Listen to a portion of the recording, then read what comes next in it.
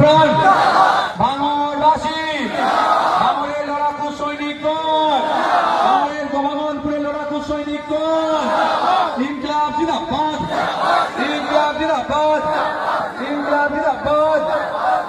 ওই স্লোগানটা একবার হোক।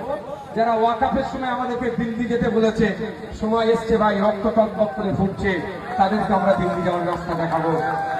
মমতাকে বলে দিন, অভিষেককে বলে দিন, তৃণমূলদের বলে দিন, তৃণমূলদের বলে দিন, তৃণমূলদের বলে দিন, তৃণমূলদের বলে দিন, মমতা ব্যানার্জিদের বলে দিন, অভিষেক ব্যানার্জিদের বলে দিন, ইনকিলাব, ইনকিলাব।